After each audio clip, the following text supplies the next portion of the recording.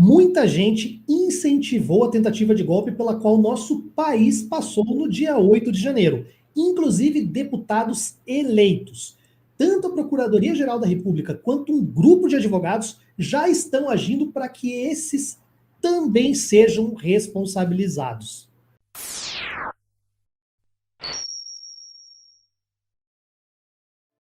Já vimos, né, algumas cabeças de políticos rolando, né? O Anderson Torres, que era o ex-ministro da Justiça do Bolsonaro e esse também secretário de Segurança do Distrito Federal. A gente viu o Ibanez Rocha, governador do Distrito Federal.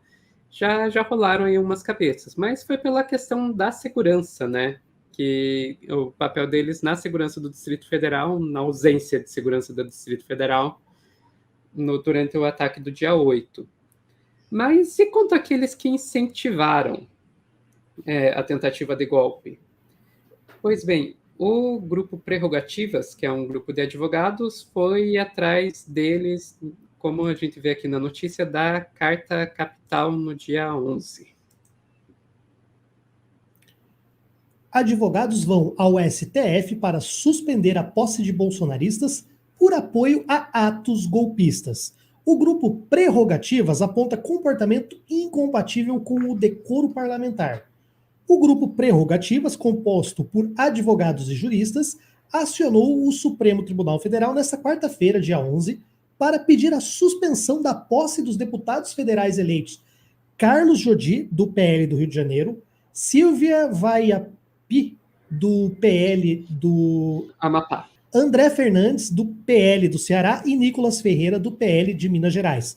Além dos deputados estaduais eleitos Sargento Rodrigues, do PL de Minas Gerais, e o Walber Virgolino, do PL da Paraíba.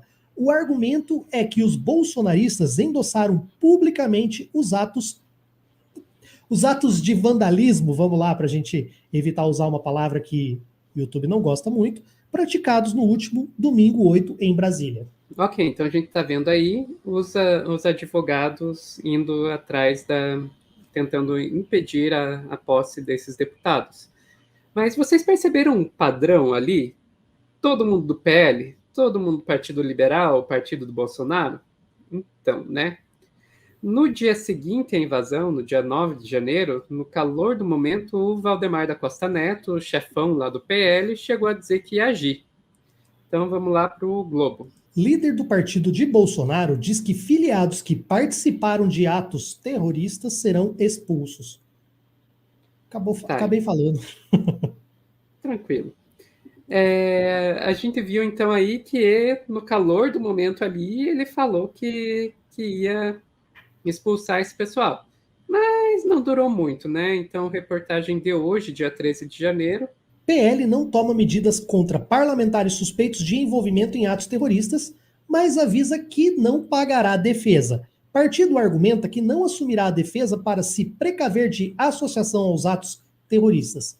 Também pesam as contas bloqueadas e as recentes multas eleitorais que deixaram os cofres na penúria. Para quem não se lembra, né? Não sei se você vai trazer esse print ou não. Foram 22 milhões, né? Milhões, Que é o número do exato. Eu partido. não ia trazer o print, mas ia 22 citar. milhões. A história é aquela lá de que o Valdemar da Costa Neto levou um relatório que pedia para eliminar algumas urnas da contagem das eleições e daí isso daria a vitória para o Bolsonaro. Mas ele queria fazer isso só no segundo turno. Daí o Xandão falou, não, se vai eliminar essas urnas, tem que pedir a eliminação dessas urnas no primeiro turno também, são as mesmas urnas. Quando o Valdemar disse não, o Xandão foi lá e tacou-lhe uma multa de 22 milhões em cima do PL. E daí agora o PL tá usando isso para dizer, olha, não vamos pagar o advogado. Mas, ao mesmo tempo, resolveu que não ia expulsar os ditos deputados lá. Na verdade, eles não iam fazer nada, não. Eles só soltam essa nota para dizer que vão fazer alguma coisa e ficar elas por elas. Exatamente. Mas não foi só o grupo Prerrogativas, não, tá, Silva? A Procuradoria-Geral da República também resolveu agir. Então vamos aqui para a CNN. Esta edição do Prime Time com a informação de que 3 deputados diplomados vão ser investigados pelo Ministério Público Federal por incitarem os atos de violência e vandalismo na Praça dos Três Poderes no último domingo. André Fernandes e Silvia Wayampi, do PL, e Clarissa Tércio, do PP, fizeram postagens em redes sociais antes e durante as invasões, segundo a Procuradoria-Geral da República, estimulando as ações dos criminosos. Segundo o Ministério Público Federal, Clarissa Tércio havia publicado um vídeo dizendo o seguinte, abre aspas, acabamos de tomar o poder, estamos dentro do Congresso, todo o povo está aqui em cima, isso vai ficar para a história, fecha aspas. Silvia Wayampi afirmou que estava havendo a tomada de poder pelo povo brasileiro insatisfeito com o governo vermelho. Eu volto a conversar com o Caio Junqueira, que tem outras informações sobre esse inquérito. Caio. Bom, vamos lá, Márcio. Primeiro, a Silvia divulgou uma nota, né, dizendo que soube da abertura do inquérito, que acha prematura essa reação por parte da PGR, que não compactua com qualquer tipo de agressão ou violência, seja ela física, moral, psicológica, patrimonial. Não compactua, ela só estava falando no dia da invasão que era a tomada de poder pelo povo, mas ela não compactua. Que é preciso cautela do poder público e pela justiça em achar os verdadeiros culpados e separar esse tipo de perseguição política, segundo ela. Agora virou perseguição política. Você responsabilizar a pessoa pelo que ela fala é perseguição política. E ela reitera que é a favor de manifestações pacíficas e jamais se manifestaria positivamente a favor de atos de extremo vandalismo. Super pacífica. Vou só meter um juridiquês para corrigir ela. Não é perseguição política, é persecução penal. Ok, agora explica o que significa, Tássio.